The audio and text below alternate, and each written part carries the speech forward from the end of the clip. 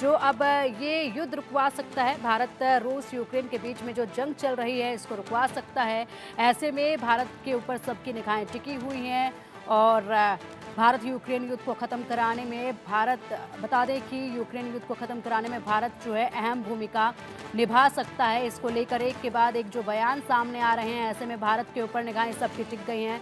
भारत क्या जंग रुकवाएगा रूस यूक्रेन की, ये बड़ा सवाल है। एक बार फिर से वार्ता होने जा रही है। बता दें कि ये जंग शुरू हुई थी 24 फरवरी 2022 को, जिसमें अब तक 10,000 लोगों की मौत हो चुकी है और इसमें जख्मी की जो संख्या बताई जा रही है वो 18,500 है, इससे भी अधिक हो सकती है। रूस सैनिकों की मौत इसमें 3 लाख से ज़्यादा रूसी सैनिकों की इसमें मौत अभी तक बताई जा रही है। अमेरिकी प्रतिबंध 500 रूसी कंपनी इसमें शामिल बताई जा रही है। और बता दें कि मध्यस्थता की पहली पसंद क्यों है आखिरकार भारत, इसको लेकर भी आपको बता देते हैं। भारत मध्यस्थता की पहली पसंद क्यों है? क्योंकि चीन पर अमेरिका, नाटो, यूक्रेन जो है इसके खिलाफ है चीन के, और ब्राजील जो है वो ना भारत जैसा कद रखता है और ना ही दुनिया का उस पर भरोसा है। ऐसे में भारत पर रूस, अमेरिका, यूक्रेन को अब काफ़ी भरोसा है, जिसको लेकर अब केवल भारत से ही उम्मीदें हैं और इसलिए लगातार पुतिन ने भी अपना ये भरोसा भारत पर जताते हुए आगे वार्ता की उम्मीद जताई है। और इसी के चलते अब अजीत डोभाल जो हैं वो जा रहे हैं और देखना होगा कि इस वार्ता के बाद किस तरीके के रंग निकलकर सामने आते हैं। एक और खास मेहमान हमारे साथ जुड़ गए हैं, मेजर जनरल रिटायर्ड JKS परिहार जी हमारे साथ जुड़ गए हैं, जो कि डिफेंस एक्सपर्ट हैं। सर, आपका बहुत बहुत स्वागत है इंडिया न्यूज़ पर।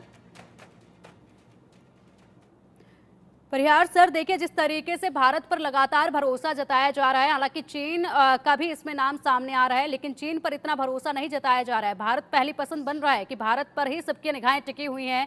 एक के बाद एक बड़े बयान भी सामने आ रहे हैं कि भारत ही अब इस युद्ध पर विराम लगा सकता है। ब्राजील पर भी भरोसा नहीं है।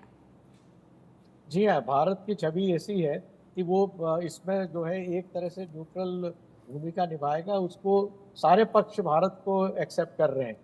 रशिया भी एक्सेप्ट कर रहा है, जेलेंस्की यूक्रेन भी एक्सेप्ट कर रहे हैं और अमेरिका भी एक्सेप्ट कर रहा है, क्योंकि भारत ने जो स्टैंड लिया है वो पूरी तरह से एक पक्ष की तरफ नहीं गया है। और जिस तरह से प्रधानमंत्री मोदी की छवि पिछले कुछ वर्षों में डेवलप हुई है कि वो एक ऐसे एक्सेप्टेबल लीडर है ग्लोबल, उसमें जो नेशनल इंटरेस्ट और ग्लोबल इंटरेस्ट में काम करते हैं, तो मैं समझता हूं कि भारत की भूमिका इसमें बहुत महत्वपूर्ण रहेगी।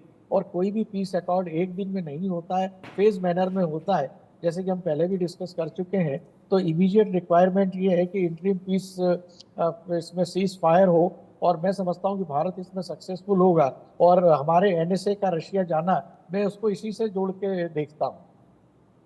बिल्कुल सर, अगर इसी के साथ अगर बात कर ली जाए तो क्या लग रहा है कि अजीत डोभाल जब जाएंगे रूस और वहां पर जो उनकी मुलाकात होगी, जिस तरीके से वार्ता होगी, सबकी निगाहें जरूर इस पर वार्ता पर टिकी होगी। इसके बाद कुछ हालात बदलते नजर आएंगे, क्योंकि लगातार ये वार्ता तो पहले से ही चलती आ रही है। 2022 से युद्ध चलता आ रहा है और अब काफी लंबा वक्त हो चुका है। ऐसे में जोर पकड़ रहा है इस शांति कायम रखने को लेकर।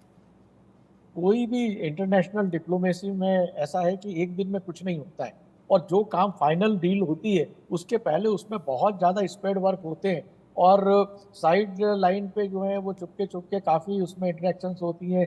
कभी NSA होंगे, कभी मिनिस्टर होंगे, कोई लोकल एम्बेसी होगी, कोई जो कॉमन ग्रुप होते हैं, वो सब उसको डील को एक लेवल पे लाते हैं। उसके बाद में फाइनल पंच की लेवल जो आता है वो आगे। मैं समझता हूँ कि अब वो स्टेज आ चुकी है। रशिया भी थका हुआ है और नाटो भी अब उस हालत में नहीं है कि इस युद्ध को बहुत ज्यादा लंबे समय तक यूक्रेन को सपोर्ट करे।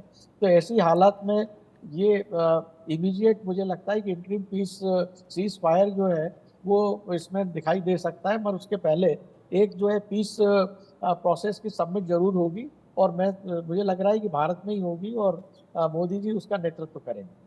ठीक है परिवार जी, बहुत बहुत शुक्रिया आपका हमारे साथ जुड़ने के लिए और अपने विचार साझा करने के लिए। सिरोही जी, आपका भी बहुत बहुत शुक्रिया इंडिया न्यूज़ के साथ जुड़ने के लिए और अपने विचार साझा करने के लिए।